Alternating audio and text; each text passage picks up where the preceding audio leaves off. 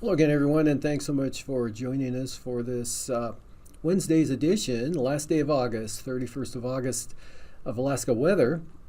I'm David Percy. Up first, hazardous weather graphic. Wind advisory continues tonight until 6 a.m. Thursday for the Alaska Range, especially through the passes. Winds 25 miles per hour, maybe 25 to 35 miles an hour with higher gusts, 40 to maybe as high as even 60 miles an hour, but that'd be the exception.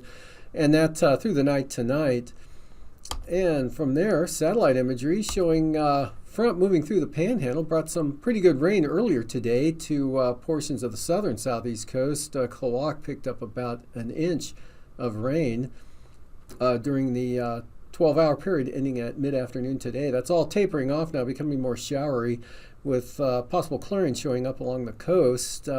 Then you can see the big area of cloudiness actually up over the northern Bering Sea, spinning low pressure there just southwest of St. Lawrence Island, and westerly flow across the Bering, pushing front, good jet there, pushing the front and moisture eastward. Rain beginning last night over south central Alaska and all night long out in the southwest interior, and some pretty good rainfall amounts in the Kuskokwim Valley and back to the southwest there and south. Iliamna picking up about an inch in the last 24 hours.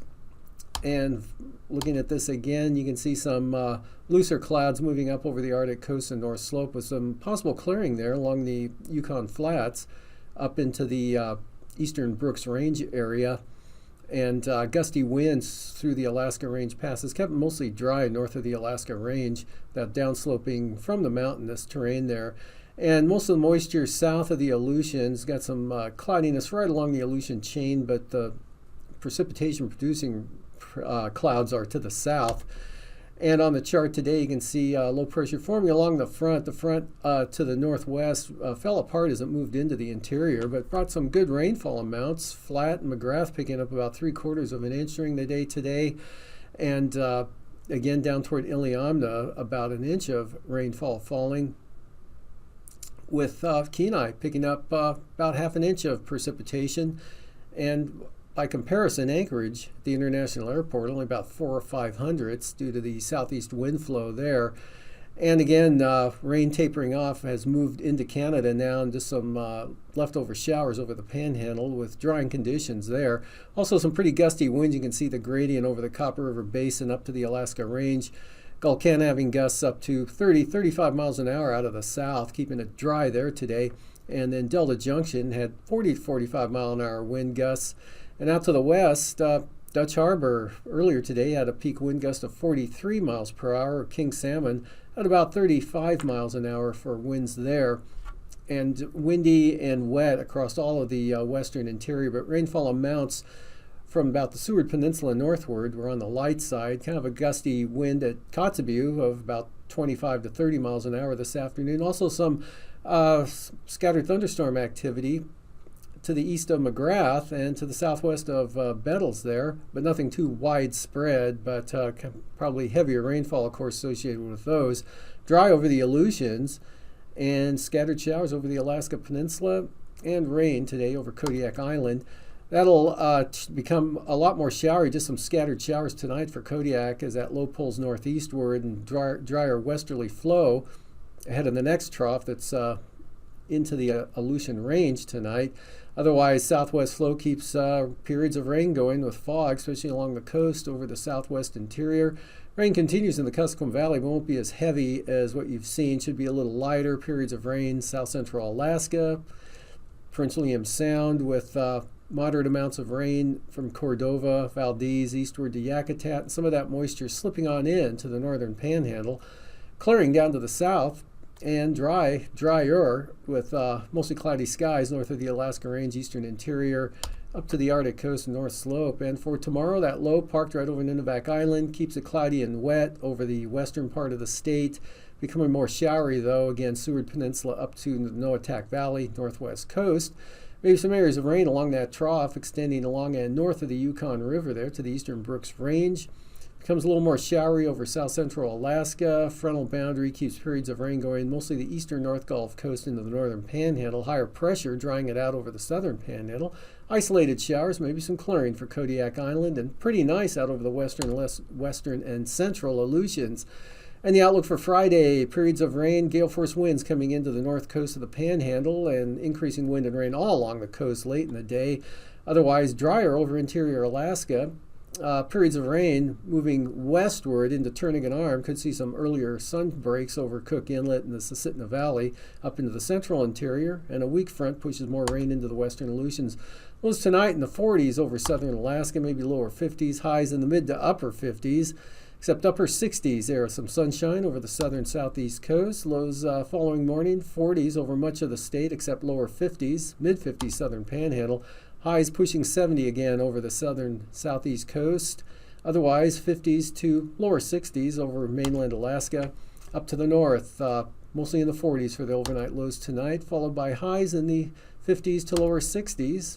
Lows back in the 40s for Friday morning, and highs mid-60s for the eastern interior, upper 50s out west, and for the Bering Sea, lows in the 40s tonight, highs in the 50s tomorrow, and lows in the mid to upper 40s for Friday morning. And that extends right on up into the Kuskokwim Valley, lower 40s for the St. Lawrence Island area, and lows from near 50 Kodiak Island to the upper 40s Alaska Peninsula, highs mostly in the 50s on Friday afternoon. And now, aviation weather around Alaska. Lee side of the Brooks Range there will produce area VFR over the North Slope, and then conditions deteriorate as you head out toward the Arctic coast. South of the Brooks Range on the western central slopes, you got IFR there, and another zone of IFR right along the lower Yukon River Valley into the eastern Delta, and some IFR there for the St. Matthew Island area, right up across St. Lawrence Island to the Bering Strait. And also along and west of the Alaska Range there into the Kuskokwim Valley and to just north of Togiak Bay down across Iliamna Lake to the Aleutian Range. More IFR, western Alaska Peninsula westward to Amchitka Island and improving farther to the west. Good IFR, Prince William Sound, say Girdwood eastward there right across Cordova, Yakutat into the northern Panhandle. Conditions a little better down over the southern southeast coast. And some VFR breaking out there, Fognak Island and the Barrens up to about maybe Port Moller. And for the afternoon, Thursday, there we go. IFR shifts eastward there, but hangs pretty good along the eastern North Gulf Coast, Yakutat area to about Cordova. Maybe Valdez into the coast range there, improving as you get into the Copper River Basin. North of the Alaska Range, though, looks good VFR tomorrow afternoon for the mid and upper Tanana Valley, 40-mile country, Yukon Flats. Until you get to the Brooks Range, some marginal VFR in those southern slopes. No change for the area north of the Brooks Range. Good VFR, or good marginal VFR, central western interior. And kind of a diminished area of IFR now right along the southwest coast, extending up through the Bering Strait. And some IFR slipping up to Amchitka Island. Otherwise, most of the Aleutians marginal VFR, Pribilofs, Alaska Peninsula, Bristol Bay. Now I'm going to change Kodiak Island there, Fognak Island, up into southern Cook Inlet now, Kamishak and Kachemak Bay, VFR. And southern Panhandle, VFR, northern areas, especially Lynn Canal Glacier Bay, northern Lynn Canal Glacier Bay, IFR. Big increase in the IFR Friday morning. Here, as you can see, the western interior to the eastern Bering Sea through the Strait, right up to the Arctic coast, North Slope and beyond, down into the Kobuk, Koyukuk Valley, all IFR down across the Alaska Peninsula. More IFR for the Gulf of Alaska and back into Prince William Sound, eastward into the northern Panhandle. Marginal VFR down the coastline of the southeast coast, but inland, central, and southern inside waters look pretty good with VFR. Adak, Atka, westward to Shimianat 2, looking at VFR flying under higher pressure and drier conditions out that way. That shifts eastward Friday afternoon, a little bit there. Some marginal VFR slips back into the far western Aleutians, otherwise IFR along the western Arctic coast, western Seward Peninsula. Copper River Basin south of the Alaska Range, and that pushes into Cook Inlet, Turnagain Arm, covering the Kenai Peninsula, marginal for Cook Inlet, Kodiak Island, and IFR for the Panhandle and North Gulf Coast. Anaktuvuk and Adigan both look occasionally marginal tomorrow, especially on the southern entrances. Lake Clark and Merrill, marginal VFR day coming up, actually for the western Alaska Range, all marginal, rainy included. Windy, marginal VFR, but north entrance VFR into the valley. Same pattern for Isabel, lowest conditions, southern approach, better out the northern entrance. Ventasta, same pattern, south entrance, possible marginal VFR, otherwise VFR. Tanita, marginal VFR. Portage, starting out IFR, improving to marginal during the day. Chilcoot and White looks socked in with IFR. Freezing levels about 4,000 feet over the central and northern Bering Sea, and 6,000 feet western southern Alaska, a little higher to the northeast there, and 6,000 to 10,000 feet across the Panhandle, 8,000 for the Aleutians.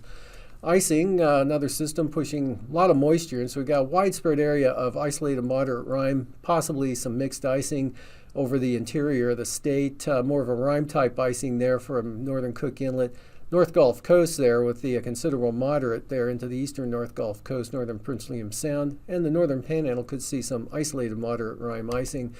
Jet stream, southwest flow, bringing that moisture east-northeastward, 110 knots right across Yakutat, and at 9,000 feet, 40 to 50 knot northerlies right down across central Bering Sea, central Aleutians, southwest 40 to 45 knots over the southeast interior and the northern Panhandle. 3,000 feet, again, low pressure hanging up right along the southwest coast. Northerlies at about 40 knots blow southward there into across the Bering Sea to the east central Aleutians. South 45, kind of a narrow band there ahead of that low in the Gulf of Alaska. Considerable moderate chop, north coast of the Panhandle, North Gulf Coast, Prince William Sound, up into the Alaska Range, and all of the Aleutians and Alaska Peninsula.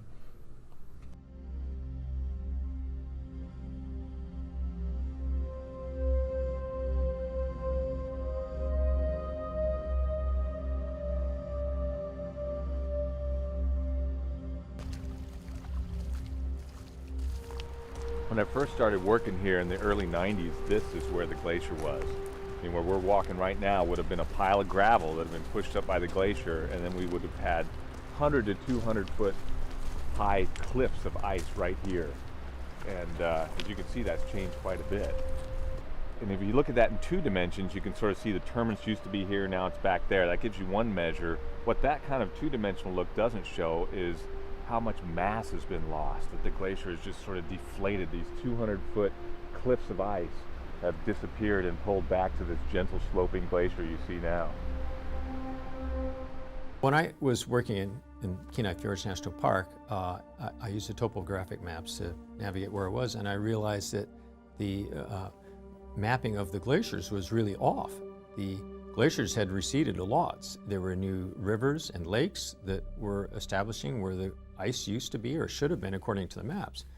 And so then I did a study on this and found out that we had a 5% loss of glacier ice mass in the Kenai Fjords area between 1950 and 1985. Big change. You know, one of the most compelling things we do, though, to document glacier change is simply take photographs. We've had repeat photography projects here at the park. They may not give you the most accurate data in terms of how much mass or real specific measurements, but what they do give you is a visual representation that can't be argued with. I mean, it really requires no interpretation.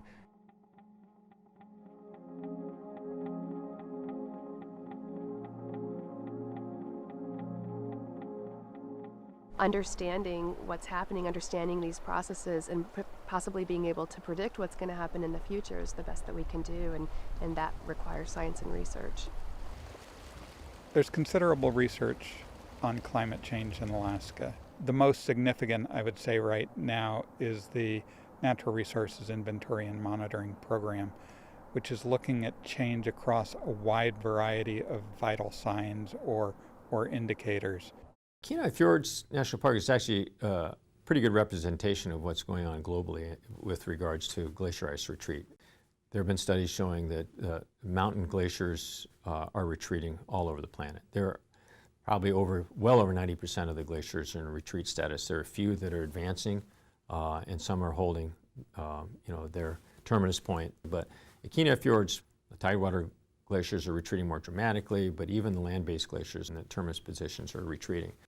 It's pretty common for all the mountain glaciers. The big mountain glaciers in Wrangell St. Elias National Park, they're mostly in retreat too. We're really entering an interesting phase where what we call the cryosphere, the ice on the planet, is melting.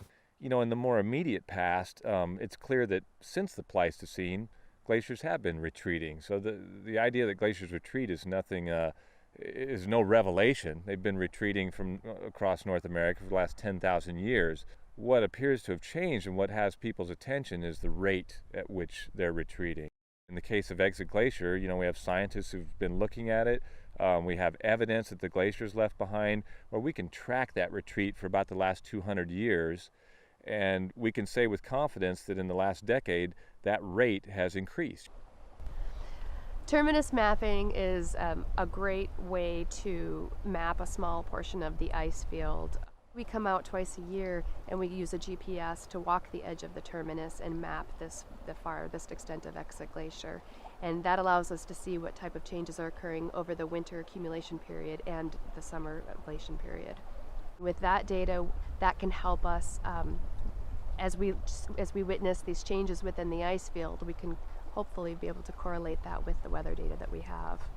You know, when you look at an ice field that's 750 square miles, when you look at a glacier that towers hundreds of feet high, you get a sense of permanence. You think these things are massive, they're somehow a permanent sort of feature, and yet in a very short period of time, in a matter of a couple of decades, we've seen dramatic change in those things.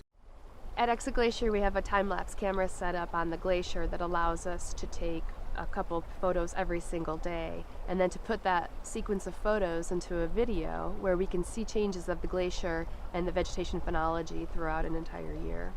Virtually all the glaciers in Alaska are receding. Some glaciers are moving forward. That's not an indication that they're actually growing in size. It's just the rate at which they're slipping down the mountain. In some cases, some of these glaciers are receding back up onto land, and so they're producing less ice. When you change the glacier systems, you're changing habitat for marine mammals and other wildlife. And the populations of harbor seals have dropped dramatically in the fjords. In 1980, shortly after the establishment of the park, in Islandic Bay, we had maybe 1,500 harbor seals. Nowadays, you know, it's a few hundred. In Arctic environments, much of the sunlight that reaches the Earth bounces back because it hits snow and reflects off into space, or ice on the ocean and reflects off into space. That's the albedo effect. When the snow thaws and instead you have rock or vegetation, or when the ice thaws and you have transparent ocean, the sunlight will convert to other wavelengths. It'll convert essentially to warmth. That does not bounce back into the atmosphere as much. So consequently, you get a warming of the ocean, you get a warming of the ground, you get a thawing of frozen soils or permafrost, you get a more rapid thawing of sea ice. So once the ice and once the snow is off of the surface, the rate of warming increases considerably. If you're driving out to Exit Glacier, you'll actually start to see signs along the side of the road that have dates on them. Visitors sometimes are confused. They think they're elevations or something until they get up to the glacier and realize, oh, those were all date signs along the road that were telling me when the glacier was there. Another thing that's been happening in the Exit Glacier area in recent years is this flooding that comes at a time we're not used to. We're used to having maybe some flooding in the fall when we have a lot of heavy rain.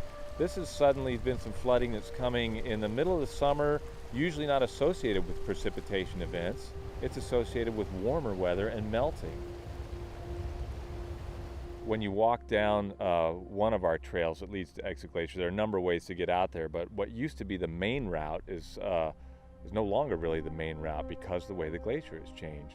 So this main route to the glacier used to provide dramatic views of the glacier as you walk towards it. In fact, there was a large kiosk built at the end of this trail for people to stop and rest and enjoy the view of the glacier. Now, if they stop and rest at this kiosk, people think, why did the park put a kiosk here? Because it looks out at some shrubs. Hey, there's no glacier within view anymore. The way we solve big problems like this is not all at once. There's a thing called the Sokolov's wedges, and you just take a little bite of the pie, one sliver at a time. So we try to do incremental changes. When we talk to people about our concerns about climate change, about the changes that are happening to the glacier, we also want to leave them with some idea of what we're doing to mitigate some of the effects of climate change. For example, here at the park, as we retire vehicles out of our fleet, we try to replace them with electric vehicles or hybrid vehicles. We've done things like at the Glacier Nature Center, helping to sort of experiment and install a cutting-edge fuel cell, as opposed to running some traditional power source out there that relies on some sort of more greenhouse producing gas. My main hope for the future is that people get the message that the planet is changing fairly rapidly in places, particularly places like Kenai Fjords National Park, and that it is, we think, there's good evidence it's a result of atmospheric changes, which are measured in terms of human inputs into the atmosphere. The rapid rate at which these glaciers are changing now offers us the opportunity to talk about this place as a way of looking into the future. In a lot of parts of the country, climate change issues are a little more subtle, and we can point here and say, look how fast this is changing. This is what the future holds for perhaps a lot of us and a lot of the planet as climate continues to change. I'm optimistic that people and nature will adapt to change, but my expectation is that change will occur. Time will tell.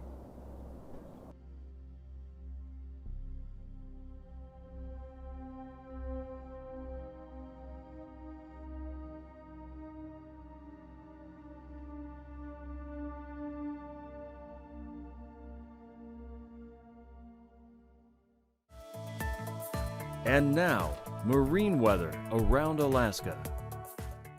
And on to marine forecasts for the south coast of the Panhandle. Southeast winds 15 to 20 knots for the day Thursday. Stronger winds along the north coast. Gale warnings out up there for southeast winds 30 to 35 knots with seas up to 15 feet. Small craft advisories for Lynn Canal. Northern inside channels. South winds 25 knots and southeast 20 knots with higher gusts for Stevens Passage. Winds stay pretty light there down to the south for Clarence Strait, southeast at 10. And then for the day on Friday, small craft advisories now on the south coast. Southeast winds 25 to 30 knots. Gale warnings for the north coast, where winds will be southeast 35 knots. And small craft advisories for the central and southern inside waters for southeast winds 25 knots and 5-foot seas. Lighter winds now for the Lynn Canal Glacier Bay area for south winds of 15. Prince William Sound, small craft advisories for Thursday. South winds 25 knots, seas up to 7 feet. And southeast winds 30 knots for the eastern North Gulf Coast. Southwest 25 for the western coast there. Barren Islands, southwest winds 20 knots, seas 7 feet. Kamishak Bay, southwest winds 15 knots. Cook Inlet, variable to south winds at about 20 knots. Those become north for Cook Inlet on Friday, as well as Kamishak Bay. North winds 20 knots, all three zones there. Seas 5 to 6 feet. Barren Islands, north winds 20 knots with 8-foot seas. And for the western North Gulf Coast, small craft advisories, northeast winds 25 knots. Gale warnings for the eastern North Gulf Coast there for east winds at 35 knots, seas at 13 feet. Prince William Sound, even windier on Friday than Thursday. Small craft advisories, northeast winds 30 knots. Kodiak Island for Thursday, southwest winds 20 to 25 knots, and west-southwest winds 20 to 25 knots for the Alaska Peninsula. Bristol Bay looking at 8-foot seas with a southwest wind at 25 knots. And for Friday, Bristol Bay, north winds at 20 knots, seas coming down a little bit to 5 feet. Small craft advisories for the Alaska Peninsula, northwest winds 25 knots. North to northwest breeze at 15 knots for Kodiak Island. And for the central and eastern Aleutians, mostly west winds at 25 knots with seas running 7 to 11 feet. And for the western Aleutians, northwest winds 20 to 25 knots with seas 7 to 8 feet. And for Friday, from Shimia to Kiska, southeast winds 20 knots. Amchitka Island looking at a light west wind at about 15 knots. Adak and Atka, northwest winds 20 knots. And for the Fox Islands, eastern Aleutians, northwest winds 25 to 30 knots, strongest winds across Unalaska Island with seas running 9 to 12 feet. For the southwest coast, small craft advisory south of Nunivak Island for southwest winds at 25 knots. For the Yukon Delta coast, west winds at 20 knots. St. Lawrence Island, north winds 20 knots and northwest winds at 25 knots for St. Matthew Island. And small craft advisories for the Pribilof, St. Paul and St. George, west winds 30 knots. For the day on Friday, northwest at 30 for the Pribilofs, northwest 25 for St. Matthew Island. St. Lawrence Island, north winds 20 knots, and along the southwest coast, north winds will be 20 to 25 knots, strongest north of Nunivak Island. And for the eastern Beaufort Sea coast, east to southeast winds 15 to 20 knots, and for the central and western Arctic coast, winds will be east at 20 knots, and then 15-knot winds on average out of the east from Cape Beaufort to Wales. And for Friday, from Wales to Cape Beaufort, northwest winds 15 to 20 knots, southwest winds 10 knots for the western Arctic coast, east winds 10 knots on the central coast, and kind of a light variable wind pattern there for the eastern Beaufort Sea coast now. 5 to 10 knot winds with slight seas. For tonight, low tracks east-northeast into just south of the Kenai Peninsula. That'll push rain a little farther and into the northern Panhandle. Look for moderate amounts of rain along the North Gulf Coast. Really wet across all of southern Alaska. North of the Alaska Range, maybe a few showers along the Yukon River there into the Koyukuk, and rain in the Kobuk Valley. Otherwise, for tomorrow, we've got Thursday, wet over the western interior, especially south of the Seward Peninsula into the Kuskokwim Valley. Showers south central Alaska up into the Susitna Valley with some rain now along that trough, along and north of the Yukon River into the Porcupine River area. Periods of rain continue for the North Gulf Coast, northern Panhandle. Look for some clearing and drying over the southern Panhandle, but that'll give way to increasing wind and rain on Friday as that front approaches the coast with gale force winds with it. Otherwise drier south central Alaska, maybe some clearing and showers scattered across the western and northern interior. Thanks for joining us. These forecasts are for planning purposes only. Call 1-800-WX-BRIEF for a formal pre-flight briefing. Always file a flight plan before you go flying. The U.S. Coast Guard Auxiliary urges you to leave a float plan with a friend or the harbor master before you go boating.